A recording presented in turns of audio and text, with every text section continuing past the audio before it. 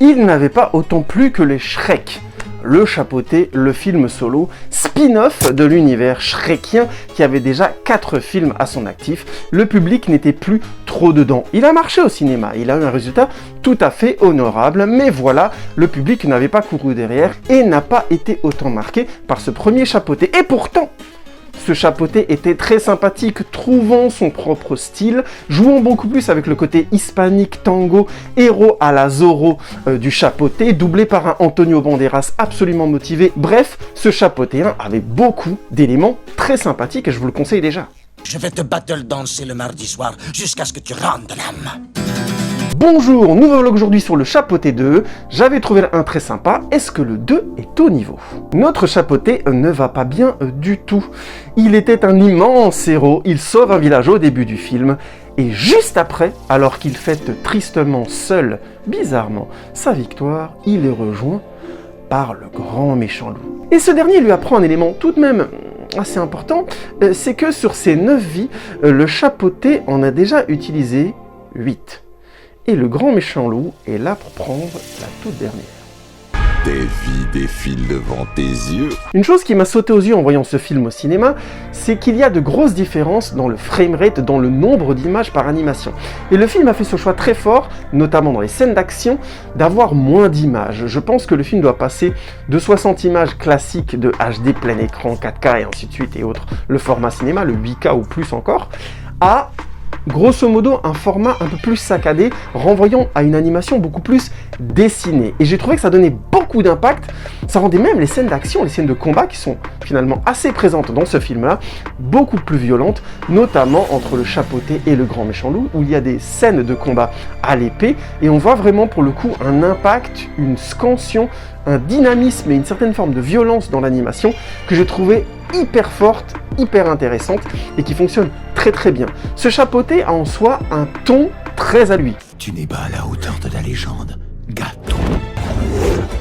Le premier film était beaucoup plus sur le ton de la parodie et était très drôle, spectaculaire, mais jouait beaucoup sur la comédie et sur le fait que le Chapeauté était d'abord un héros comique, certes chevaleresque, mais qui avait besoin d'amis et qui était dans une certaine forme de douceur qui reste celle du film d'animation pour enfants. Ce deuxième Chapeauté a quand même des phases avec le grand méchant loup qui sont franchement sombres et qui virent à une forme de violence visuelle plutôt réussie, au point même d'avoir du sang à l'écran. Juste une goutte, mais il y en a. Il y a même des morts. Je sais plus si dans les Shrek il y en avait, il me semble que jamais. Mais là en l'occurrence, évidemment, à chaque fois la mort est vue d'un point de vue comique, mais il y en a. Il y a beaucoup de personnages qui meurent d'ailleurs. Et c'est toujours joué dans une forme de comédie. Mais ça renvoie en texte sous-jacent le sous-entendu de ce film, la mort sera là et elle sera au premier degré. Et je trouve que ça fonctionne extrêmement bien et que ça donne beaucoup de valeur à cette très belle histoire. Mais quel bon garçon je suis. Notamment avec une des incarnations les plus géniales que j'ai pu voir du grand méchant loup, immense, à la voix profonde et grave, avec sa capuche sombre, une véritable métaphore de la mort avec ses 2 faucilles dans les mains, un véritable kiff de personnage dark, edgy et qui est jusqu'au bout ce qu'il est, un être qui aime terroriser et dévorer et tuer, littéralement, un vrai kiff de cinéma. Ça c'est pour les parents, je suis quasiment certain que certains enfants ça va être un petit peu limite ce personnage là, mais honnêtement c'est une excellente idée et ça contraste complètement avec une histoire qui de son côté est beaucoup plus drôle et beaucoup plus légère. Ça amène ce petit côté de grain de sel qui va peut-être faire basculer ce Chapeauté 2 dans la dimension du chef-d'œuvre.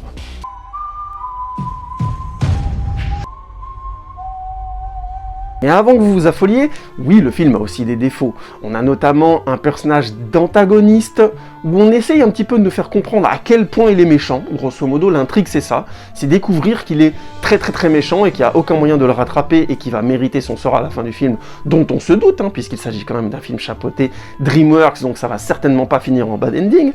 Mais en l'occurrence, c'est un petit peu le côté amoindrissant de ce film-là. Dans le premier film, l'antagoniste avait une histoire dramatique qui se retournait et qui était très intéressante puisqu'elle donnait de la densité à tout le monde.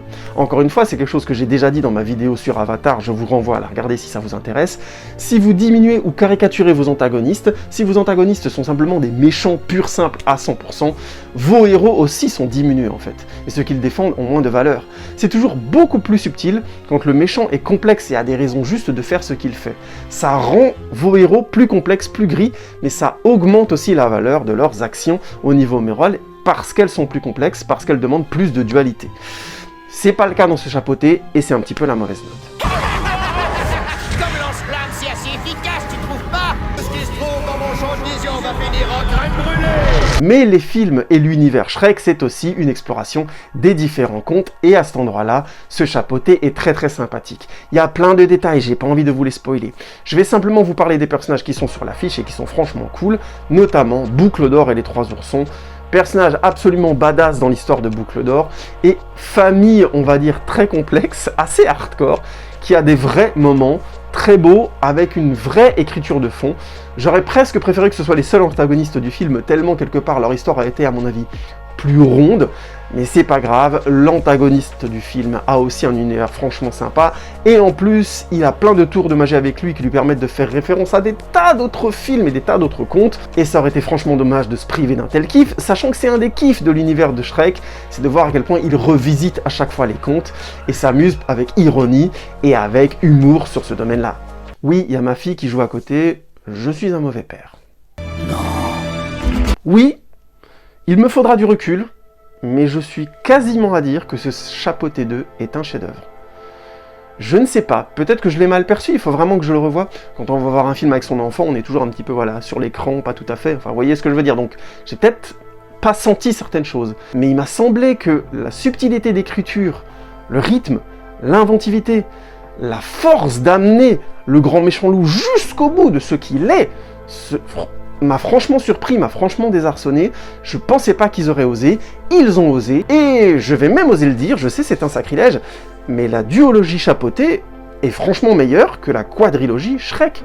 Et ça m'intéresse quasiment pas de revoir du Shrek. J'ai envie de voir l'univers vu avec ce personnage du Chapeauté, parce que même s'ils mettent 10 ans à faire des suites, purée, il y a de la densité, il y a de la qualité, il y a de l'écriture, et on s'amuse. Le légendaire Chapeauté se rit de la mort, n'est-ce pas? Pour moi, Le Chapeauté 2 est le film familial au cinéma de ce Noël. Il est excellent, il est drôle, il est bourré d'action, de franchement de bonne qualité, des scènes de duel comme j'en avais plus vu dans un film d'animation depuis longtemps, violentes et bien faites. Il va jusqu'au bout de son discours, et il a même un côté dark et edgy qu'on aurait franchement pas pensé voir dans un univers shrekien. C'est un gros kiff, ne vous privez pas de ce film et allez le voir au cinéma en famille, vous allez kiffer. Il pleut des ours. Paix et prospérité.